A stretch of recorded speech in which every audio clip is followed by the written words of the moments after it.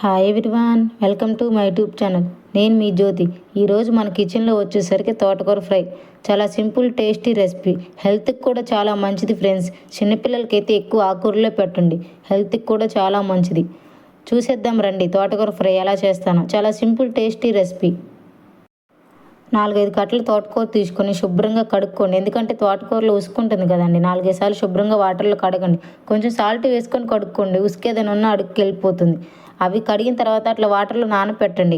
నానపెట్టే లోపు మనం అంతలోకి స్టవ్ ఆన్ చేసి గిన్నె పెట్టి 1 కప్పు ఆయిల్ వేసి పోపు దినుసులన్నీ వేసుకొని బాగా వేయించుకోవాలండి. అవన్నీ వేగేలోపు మనం రెడ్ చిల్లీస్, గ్రీన్ చిల్లీస్ వేసి బాగా వేయించుకోవాలి. ఆనియన్స్ బాగా ఆనియన్స్ వేస్తేనే తోటకూర ఫ్రై టేస్ట్ చాలా బాగుంటుందండి. ఎందుకంటే తోటకూర ఫ్రై హెల్త్కి చాలా మంచిది కదండి. కొంచెం అన్నంలో కలుపుకోవడానికి ఆనియన్స్, చిల్లీస్ కొంచెం కవర్ అవుతాయి బాగా. కొంచెం గార్లిక్ పేస్ట్ కూడా వేయండి, టేస్ట్ చాలా బాగుంటుంది. లేదంటే వెల్లుల్లిపాయ రెబ్బలు అయినా వేయండి. వెల్లుల్లిపాయ రెబ్బలు వేస్తేనే ఇంకా టేస్ట్ చాలా బాగుంటుందండి. మనకి నోటికి లోపల తింటుంటే తగులుతూ ఉంటే నా టేస్ట్ ఫ్లేవర్ మనకు తెలుస్తుంది.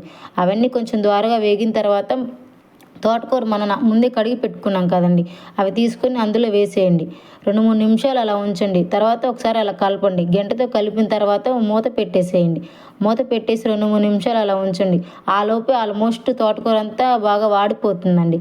1 teaspoon salt, 1 teaspoon పసుపు వేసి బాగా కలపండి. కలిపిన తర్వాత మూత పెట్టేసి 5-10 నిమిషాలు అలా ఉంచండి.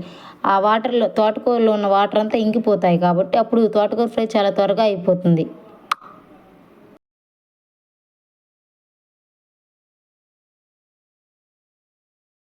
మూత పెట్టేసి 5-10 నిమిషాలు బాగా కుక్ చేయండి మీడియం మంట మీద.